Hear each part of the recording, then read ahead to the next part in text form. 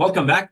We're talking about elimination. In this case, we have a molecule that has more than one beta position. And I'm going to highlight the beta position. One beta position is here, okay, because that's the alpha, the one that it has the halide. And this beta position is identical to the previous one. So I'm going to call them beta 1. And I have another beta position, and it's going to be here. Okay, now it depends, it depends from where you pull actually a hydrogen, or you take hydrogen from the system, and the position of the double bond, it will be different. Okay, so we have carbon here that it has 3 hydrogen.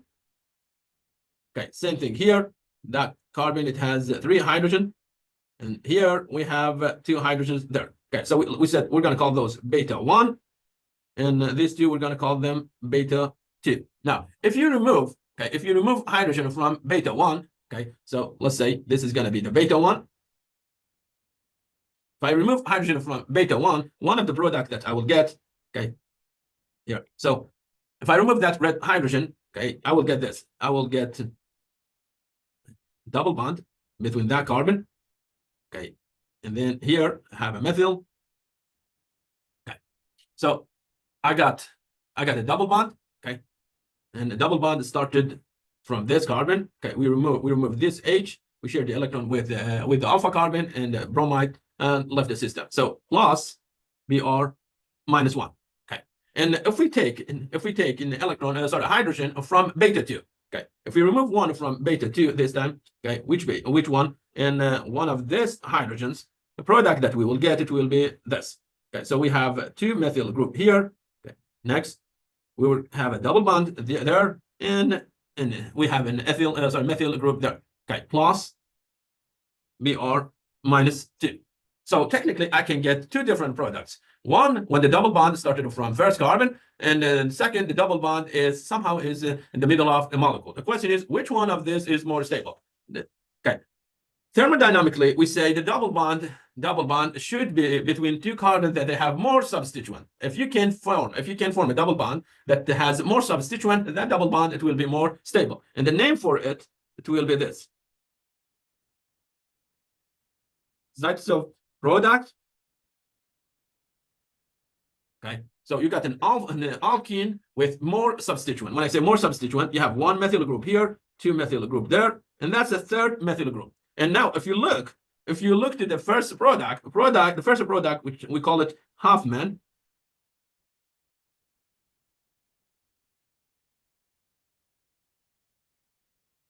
I don't know why I feel there is an H, and okay, give me a second. I think there's an H for the name. No, it's correct. Okay, Hoffman, and we call it Hoffman product. The Hoffman product, a double bond has less substituent. At least we can see that here we have 2 hydrogens instead of methyl group. And now, which one of this is more stable? Okay, as I said, the one that with more substituent. And so you get 2 product. One is Hoffman, the second is Zaitsov. The one with more substituent is the major product. So if I wanna summarize this reaction, I'll write it this way.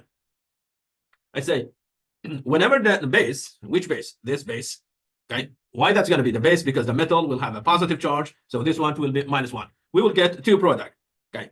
The double bond might be between these 2 carbon, okay? If you put it here, again, you get the same product, or double bond might be there. So you get 2 products. First one, you have a double bond there, okay? And I removed technically this hydrogen, beta 2. So if you go after beta 2 and beta 1, it will give you such a product. Let's say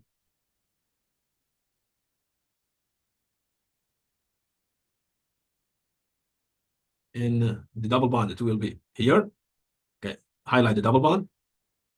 Okay, if your double bond, it has hydrogen atoms instead of methyl groups, we say it's going to have less substituent, and the name for it will be Hoffman products. And thermodynamically, this one is less stable than the Zaitsov product. And remember, in each case, you will get bromide as an ion. So I'm going to say plus bromide. Okay. And this one, the top one, it will be the major product. And the Hoffman, it will be the minor product.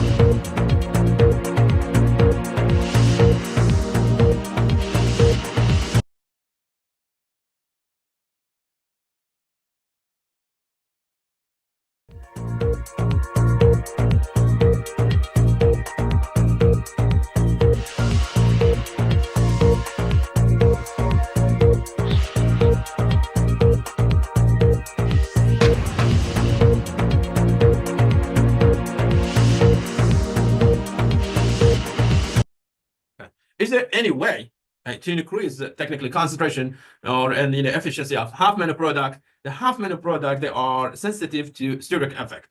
Okay, why do I say sensitive? Because we are taking we're taking hydrogen from here, from there. Okay, that hydrogen is sitting on a carbon that is a primary.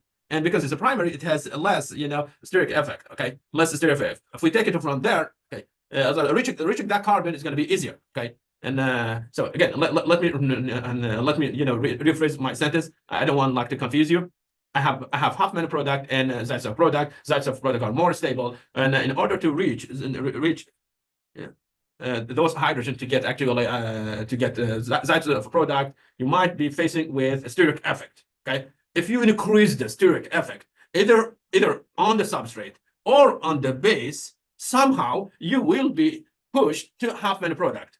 You will be pushed to half-man product. Why? Because reaching primary carbon is so easier than a secondary carbon. Okay, remember this is a secondary carbon, and let's go through some example. Okay, I have methyl groups. Those are methyl groups, and each methyl it has 6 hydrogens. So kinetic says you have 6 hydrogens that they are identical. Okay, and if you remove any of these 6 hydrogen atoms, you get half-man products. Well, here, the second beta carbon, it says if you take any of this hydrogen, the blue hydrogen, you will get Zaitsev product that is way more stable than half-man. How can I force the base to go after those hydrogens instead of these hydrogens? Okay, remember, this is a primary and this one is a secondary. Okay, one way, increase the steric effect. Okay, on which one? On the substrate by itself. So then reaching the second beta, it will be harder. Another way is how about increasing the steric effect on the base by itself. If I increase the steric effect on the base, then the base is going to go after a primary carbon rather than secondary. For example, if it's ethoxide, this is the ratio between between Zaitsev and half-man. Ethoxide is a small base, so this one it will be a small base, and it's a 71% Zaitsev and 30% half-man. And what will happen if we replace the ethyl with tertiary butyl? Tertiary butyl is bulkier, and because it's bulkier, it will be harder for the base to go after this carbon. So the base now is going to prefer one of these carbons, because hydrogens of one of these carbons, because they are primary, and in order to reach them, you don't need to deal with a huge amount of steric effect. Okay, so we technically say those hydrogen are naked, and we can easily take them from the system. And if you use that base, now as you see, we kind of flipped the ratio between them. So it used to be 71% for Zaitsev, now we went down to 28, and half-man went to 72. What if I make it bulkier? Okay, so what I did, next step, I'm going to add a methyl group to any of this technical carbon. So I'm going to make the change longer. So again, this is a tertiary, but I added methyl group to any of those carbon just to make it longer and see what will happen if I do it. Okay, and if you do it, this time the Zaitsev product went down and went to only 80%, and we got almost full. Like as you see here, it says 92% half-man product. So anything that increases the steric effect on the base, it will favor the half-man products instead of the Zaitsev product. Half-man products are technically they will be favored kinetically. Okay, well, thermodynamic is favoring Zaitsev. Why say kinetic is favoring, like based on kinetic they are favored? Because you have six hydrogen there instead of two. So if you talk about the speed, taking hydrogen on after taking hydrogen after six, it will be way easier and faster than taking beta hydrogen from beta 2.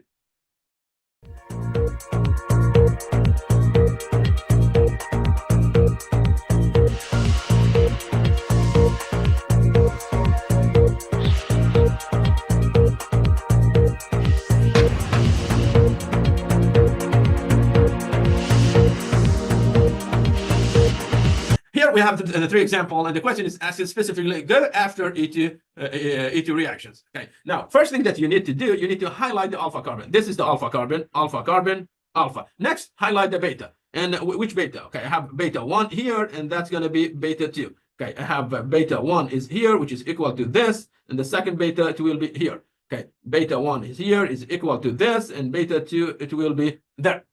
Okay, so if I remove 1 from beta 1, okay, remove hydrogen from beta 1, and the product will be this. Okay, so we had two methyl group here, they stay as they are. Okay, next we're going to have a double bond there. So this is going to be the position of the double bond. And whenever you remove hydrogen from beta 1, and if you remove hydrogen from beta 2, okay, and the product will be this. Okay, again, we have two methyl group here, we have a methyl here, but now the double bond, it will be there. Okay, this double bond, this alkene has more substituent. Okay, so the second one, it will be the Zaitsev product. This one, it will be the Hoffman. Again, if we go after beta 1, we will get such a structure. So we will have a double bond here. And this one, it will be the Hoffman. And if we go after beta 2, and beta 2, we will have two methyl group here, then double bond there. And then let's see, this one lost. Okay, this one has more substituent than that one. Okay, so the second product, again, it will be Zaitsev product. And the first one will be Hoffman. And this one is more stable. Okay, and again, this one is more stable, or the major product. Okay, and I'm changing the base to bulky group, and this time instead of an ethoxide or hydroxide, and there are smaller bases, and we are switching to tertiary butoxide. Tertiary butoxide is a bulky group, and this is the tertiary butoxide. You have a carbon. Okay, we have a carbon that attached to oxygen, and our carbon, it has 3 methyl attached to it. So this is a primary carbon that it has oxygen, and oxygen it has negative charge. Okay, so our base is bulky, and because it's a bulky, and it will prefer the primary carbons, okay, primary carbons, and so that means it's going to go after beta 1 instead of beta 2, and so the major product, it will be like this.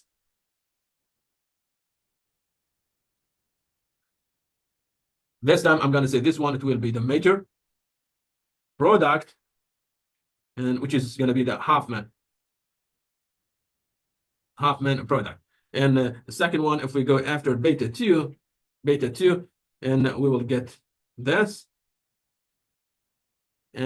But I don't expect this one to be a major product, or like the contribution is going to be really in a small one. So I will say this one, it will be the minor product. And this one is the Zaitsev product. Okay, so this is going to be the major product. Okay, and so for the first and second one, because we had smaller bases, and the smaller bases than tertiary butoxide, the Zaitsev product, the second product, the one that was technically a product of elimination from beta 2 instead of beta 1, was the major product, because we get more substituent around the double bond. Okay, we have for example 1, 2, and here we have 1, and of course 1 hydrogen. So we have only 1 hydrogen. Well, there we have 2 hydrogens. Okay, so one side of the double bond, it has 2 hydrogen. Well, here it has only 1 hydrogen. It has 2 methyls there, and that's the reason I call this one with more substituent. And again, here I have 2 hydrogens.